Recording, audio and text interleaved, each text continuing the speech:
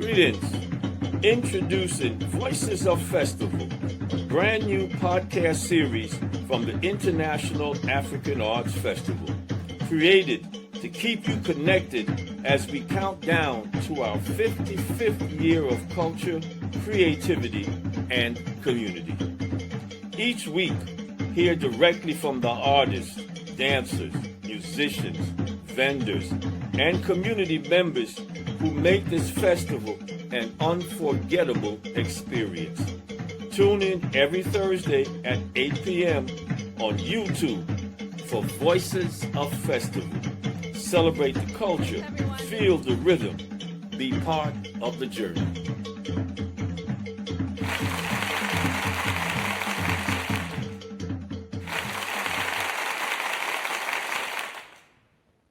Hey, welcome. Abadigani, Alafia, Hotep, Shalom, and of course, welcome. Welcome Peace. to Voices of Festival. I'm joined as always by my co-host, Sakina Nzinga Kennard. Welcome, Sakina. Hello, everyone. Peace. Yeah, before we jump into our show, Sakina, I know that you wanted to take a moment to pay tribute to someone else who has moved on to ancestorship. So please. Yes, I just wanted to, let me say it like this, because we're highlighting festival, and my experience going to festival, when I first touched the ground, I stopped at the first tent that I stopped at is the the ancestor altar booth, which I call the Egun booth. And I give honor and I give praise to all of the people, the community leaders, our Egun who paved the way for us. So I would say Ibaye, give honor and reference to all of the community leaders that have done the work and continued, and it is our mode to continue the legacy. So I would just honor Honorable Babatunde Akowe. I want to acknowledge Oh, yeah. his work. As we say, Ibaye by Intanu, Ibaye Salim Memorial Smith, Ibaye Asada Shakur, Ibaye Jitu Wusi, Ibaye Stan Kennard, Ibaye Nana Denizulu, Ibaye Mze Moyo, Ibaye Dick Gregory. And offer light, offer peace, offer progress, where they are assisting and supporting us on the other side. And I give honor and I give praise to them. Thank you. Sakina, thank you very much. Now, introduce our guest. And you touched base by honoring her dad. Ayanna Gregory is a singer-songwriter who has performed around the globe. From sacred spaces to amphitheaters, Ayanna brings her musical blend of soul music, infusing R&B, hip hop, gospel, reggae, acoustic soul, and world music. Ayanna's artistic journey has evolved into theater with the creation of a poignant one-woman show, Daughter of the Struggle, described by Martin Luther King III as magnificent and inspiring. This performance chronicles Ayanna's growing up as a child of the civil rights movement. Welcome to Voices of Festival, Ayanna Gregory. Thank you so much, Baba Adeyemi. Hey, Ayanna, it is absolutely a pleasure to have you with us. And I'm going to jump right into it because And peace, this is a Sister half an hour Sakina. show, but it just goes so quickly. First and foremost, what was it like growing up as the daughter of Dick Gregory? Ooh, never Now a dull listen, moment. but here's the twist on it. Okay. I want you to share what it was like when you were a little girl running around behind him, and as a grown woman, your reflections. Very, very different. As a child, I was pretty much Ah, a I was afraid of my dad as a child, and I didn't know who he was. Really? Ah, Um, when he came home, he laid the law down. We knew when Daddy came home, everything changed, and we had to show up in formation in a way that we didn't have to with when it was just my mom. So I didn't. He was moving at the speed of light, and he mm, was, he was so ahead of his time. So much of what he was doing. Um, had never really been done before in the way that he was doing it, the things that he was combining from, health and wellness to, comedy, civil rights, human rights. He was a spiritual master. So, Mm. first of all, being forced to be vegetarians, vegans in the 1970s, it wasn't fun. Okay? It wasn't fun. It wasn't hip. It wasn't hot. It wasn't fly. It wasn't none of mm, that. So, he came down with the law. And so I think I didn't really fully understand who he was as a child. As I began to grow and then travel with him and be on the road with him, and we could be anywhere from down in the sticks in Mississippi, or we might be somewhere up north, you know, at the Four Seasons Hotel, with any number of celebrities. So his life was so varied. And I think I began to understand that when he gave up show business, so to speak, for the movement, I began to understand why the movement was so much more valuable, so much more abundant. I began to understand what his currency was. It had nothing to do with money, that he gave up all of that. The big, big money, he gave all that up gladly. And so as I began as the family began to travel with him and march with him, and in my family, going to jail, getting arrested, going to jail for something you believed in was like a badge of honor. mm, It was like it just was happening all the time. So we grew up with death threats and FBI phone taps and assassination attempts on my father's life. From a child's perspective, I didn't understand all of that, but I knew that he was different. I knew that I was in the midst of something really big. It mm, wasn't until I got older that I understood the level of sacrifice. and, mm, and not just my dad, but my mom, like the level of sacrifice that not only did they put it all on the line, put their bodies on the line, he spent tens of millions of dollars in the movement, and gave up even more for the movement. And then he put his wife on the line and his children on the line. So it's not like he kept us from it. But it wasn't until I got a little bit older that I really saw the movement breathing, ebbing, and flowing in the way that I did. But it was incredible. It was absolutely an incredible life to live. Let Mm. me ask you this, and you may want to hold off on it in response. But first of all, one, where are you in the pecking order?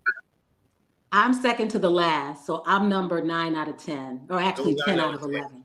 10 out of Wow. 11. And now, the reason I asked this, my family, I had seven. I have seven. Mhm. Well, now we have six, lost one. But not all of them um, engaged in the struggle as I had. And they all had the choice. Did all 10 of your siblings throw down? Well, we didn't, as children, we didn't have a choice. Everybody was it was not your choice. You was going to be at the marches, you were going to be at the demonstrations, you were going to travel, you were going to be on the road. Not all the time, but he was Yeah. going to show you what this movement looked like. As we got older, there were those who it became clear that it was more. I don't want to say it was more important to us, but it was evident that our specific role was going to be more, that we were going to be a part of it a little bit more than some of the others. And for myself, absolutely, I was one of the ones. My younger brother Johanse, absolutely.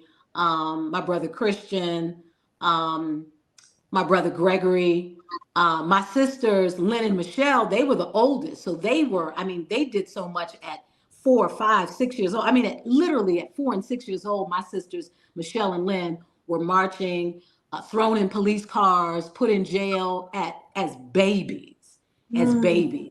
And even, my sisters Paula and Zenobia in Greenwood, Mississippi, when they were 14 and 15, uh, you know, faced death, faced, armed soldiers with guns pointed right at them and thinking, I'm going to die. I'm 14 and I'm going to die.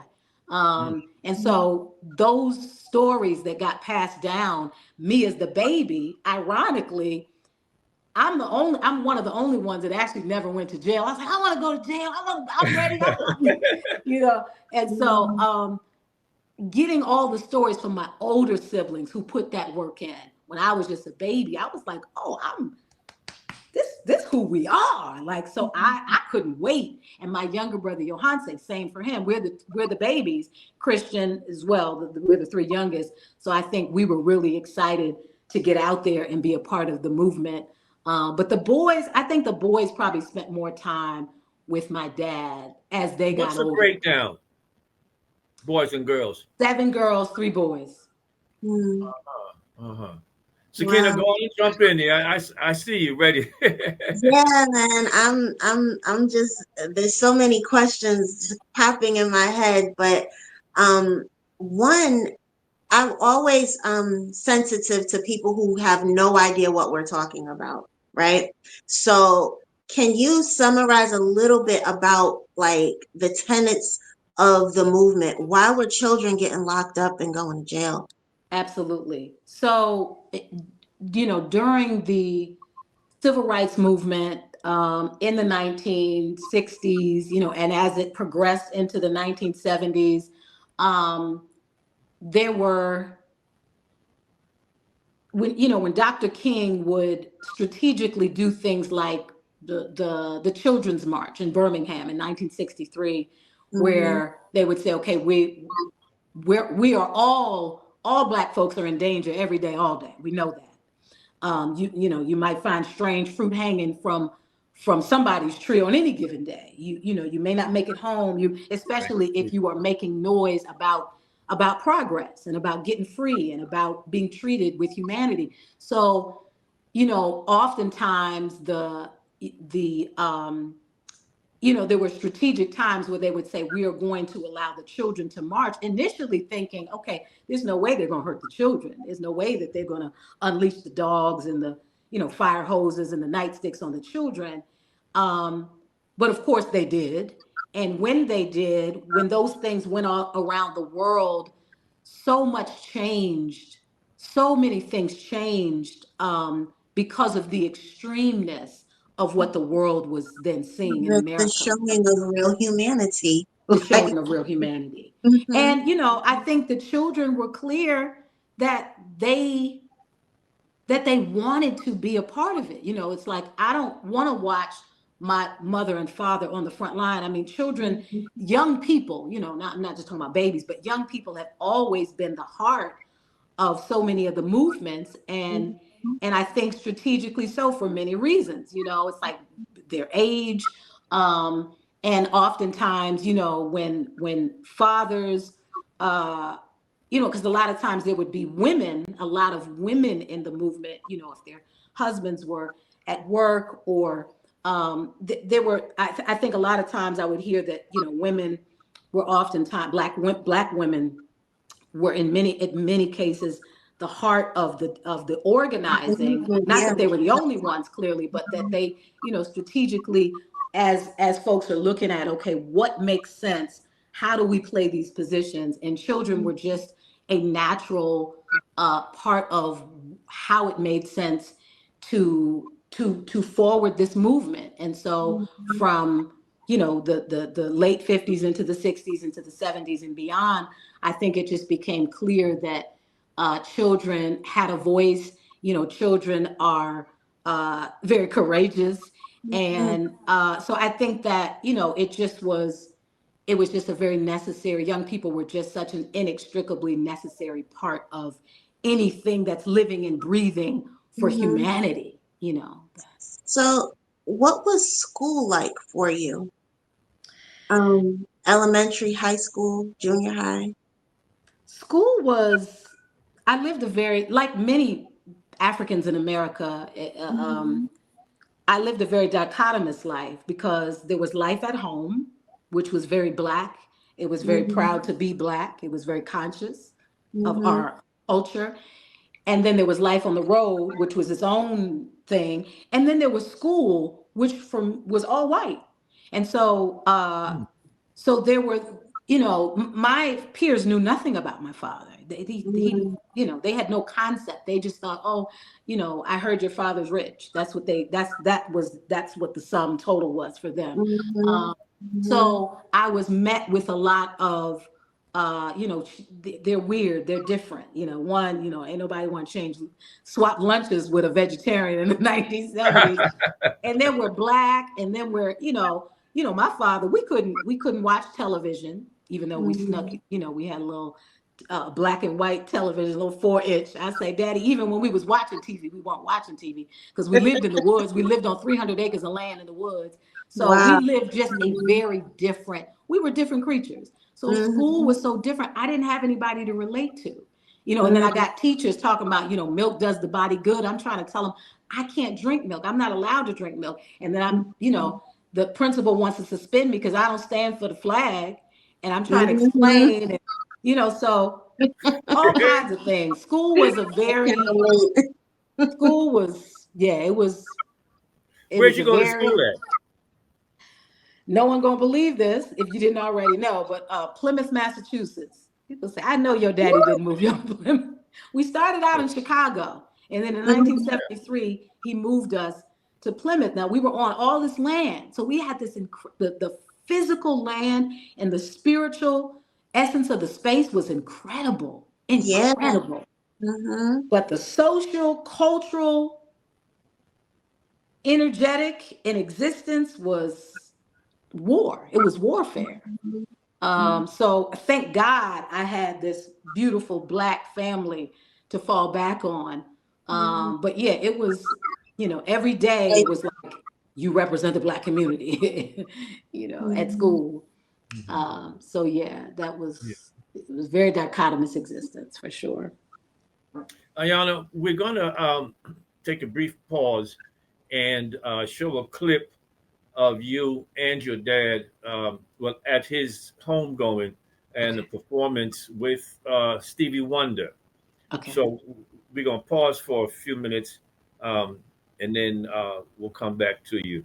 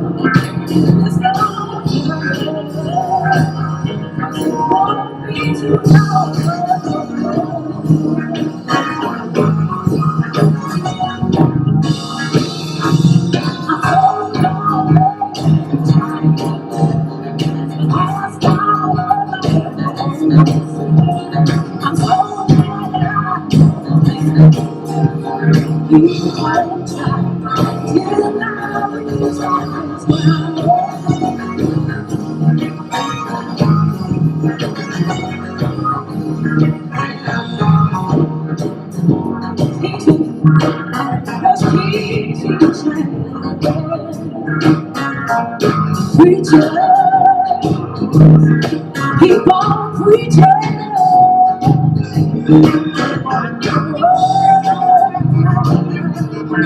Let's not won't be too long.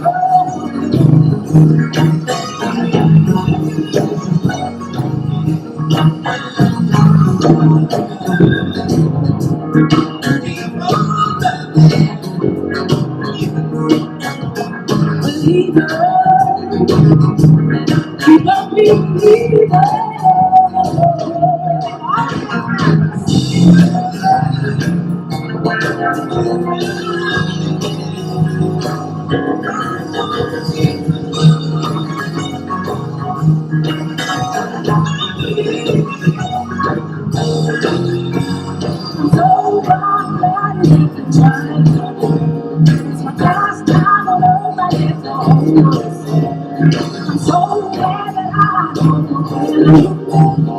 Keep on trying till I reach my heart's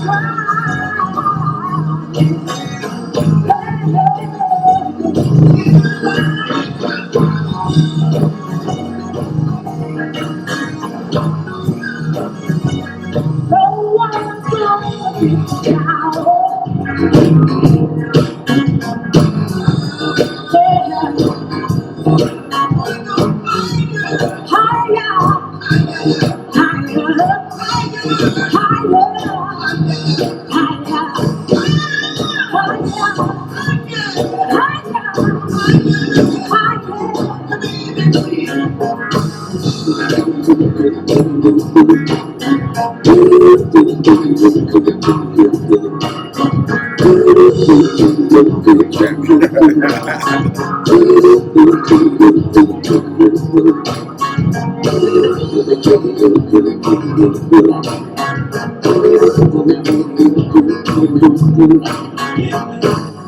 Welcome back. Welcome back. I know that must have been a moving experience, particularly being able to perform with Stevie at such a an incredible event. Ayana, Absolutely. uh, what has inspired, or I should may I phrase it this way: what impact did the movement have on your creative direction? Mm, it informs every part of what I do. Um, I My father always taught us that art should never just be for art's sake. And so as a creative artist, I always felt like I had a responsibility to use my voice to uplift, to inspire, to help heal myself first. I think initially I felt like my gift was for the world, and then I began to realize that my gift is for me first, for my own transformation, for my I say, own I uh, say, healing, for my own medicine. And then in that, uh, with that, that it is also for what I initially wanted it to be for, which was to lift heavy hearts, to inspire people, to all the things that some of the things that I wished I had been given as a child around self-love. I put that in my music, and I intentionally work with young people. I've worked with young people for over 30 years, and so I've also used them as my muse. What is it that they're looking for? What is it that's most important to them? When do they feel most um, what allows them to free up and be themselves regardless of what their peers or the pressure of media is telling them. And so those are the things that I put in to my music, things that I would have wanted to hear as a child, and then also in the world that we're living in right now, like, is there a void? What's not being said? Because when I would work with young people, what I noticed is that their music was not children's music. They was listening to what grown folk was listening to. And oftentimes, Hmm. not only were they listening to what grown folks was listening to, they were listening to music that was very low vibrational. mm-hmm. And so I thought, how do I want what is the void that I want to be a part of filling? And then also just being in the movement and marching and demonstrating and being in spaces and places where just the vibration of sound, this little light of mine, I'm gonna let it shine. And then those tired feet, that elder mama that don't know if she gonna make it that next 5 miles suddenly lifts up and realizes she will. So those transcending moments, those transformative moments where sometimes it's not even a word you could say, it's a sound that emits. uh, I was always moved by that. I was moved by how vibration can shift the Mm-hmm. environment without people even knowing what happened. And I Say, wanted to be a part of that. I wanted to be consciously a part of it because we're all a part of it. I wanted to be a part of that. And so it was never it was never a question of how I was going to use my art outside of my life in the movement. It just is. It's like breathing, you know. And it never felt like a burden, ever. It always felt like an honor. Always felt like an honor. Sakina, let me just follow this one piece and then back to you. Were there ever any traumatic moments for you in the movement? And did that show up in your creative endeavors? You know, Daddy always said that fear and God don't occupy the same space. Mm, So mm. there were scary moments. There were moments where, you know, we're marching somewhere, anywhere, Mississippi, Louisiana, Boston. uh, and, you know, you hear the whisperings. There's some death threats on your father's life. As folks say, they're going to kill everybody marching. And I remember there was one march, I think it was my brother Christian, walked up to my dad. Oh, because my dad said, because he would say, you know, he would always say to my mom, you know, there's a chance we might not make it home. There's a chance, Mm. you know, he would always keep it 100. Um, and I remember there was this particular march, and these death threats were just looming. And I think it was Christian said to my dad, you know, Dad, it'll be an honor to die with you today. And I Mm. was just like, Ooh, Lord. I know I couldn't have said that, but I Oh. just thought that was so powerful. It was so powerful. Ooh. So I think because Wow. it was always there, it was almost, I felt invincible. I felt like we were invincible. So I felt like there were things I know that happened that were scary, but the larger than life feeling that when you are moving right, when you are connected to the God force and this universal consciousness, you're going to be all right. I think it was just like by osmosis, it got passed down. My mother had it, my father had it. I watched my older siblings like, dang, y'all did that. Y'all went anyway, knowing, you know. And so, yeah, there were death threats. There were times some people would call and say, "We gonna kill your dad. We gonna, you know, Dick Gregory, your daddy. We gonna kill your daddy." And you know, all of that, all of that. They killed Big Mike, who was a beautiful black man who used to help take care of us when my father was gone. Mm. They killed him because they thought he was Dick Gregory. Oh, Lord. But at 7 years old, all I knew is Big Mike got hit by a car and died. I didn't know the why. Mm. So there were some things they Mm. kept from us, but a lot that they didn't, you know. And sometimes because my father was always used his funny as medicine, that also got passed down. You know, there were times where we knew the FBI, we knew the phones were tapped. We could always hear the click, click, clicks on the line. So we'd be like, you know, let's just go ahead and talk to the FBI. So there's a line I do in my play where I talk about my sister being tired of them click, click, clicks on the line. They think they being so inconspicuous. And so, you know, she's like, yeah, I want to give a special shout out to the FBI, funky booty inspectors. You know, so there was a lot of humor. There was a lot that we played with in the midst of lives hanging in the balance. I think it was just this bigger feeling that not we have to, but we get to be a part of something that is transforming humanity. It just, the feeling, the vibration of it was so much bigger than the fear that you couldn't stay away. Mhm. That's so So tell us beautiful. about your latest Mhm. movement. No, hold on, Oh, hold on. You go gotta ahead. talk. You gotta talk about this All right. because you said fear and God do not occupy the same space. Yes, Like, ma'am. where, what was his spiritual background? Where did he learn this from? You know, my father, he was probably raised Baptist. You know, he was raised in a black church for sure. Same with my mother. My mother's my mother's father, my grandfather was a Baptist preacher, Baptist pastor. Mhm. And when they came together, he made it clear that he wanted to pursue a spiritual path that was not at all religious, where we pulled from the strength of the black church, but he was moving into something that was more universal in terms of who and how and what he prayed to, and understanding that we didn't need to go through anybody to get to God.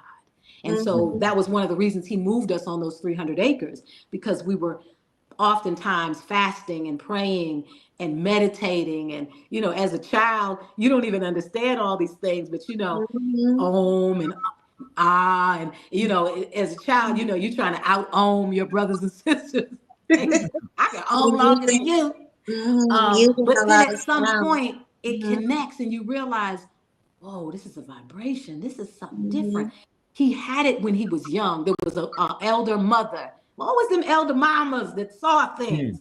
And this elder mother, Mother Poole, she said, she told his mother, Mama Lucille, she said, Lucille, Richard has a light around his head. He has a light around his head. She said, I see a star right here, right here.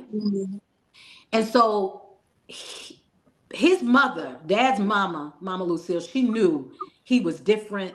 She knew his past was going to be different. And so I think he just opened himself up. He had the audacity to be so brave and to, I don't want to say play with life, but to surrender, uh, and put himself in the most dangerous of circumstances, just because he had the audacity to do it. I think in those spaces and places, spiritual things happened to him that couldn't be explained in any human terms. And I think that's when he began to study and really begin to tap into, other folks who were into this universal consciousness and understand how to use that power.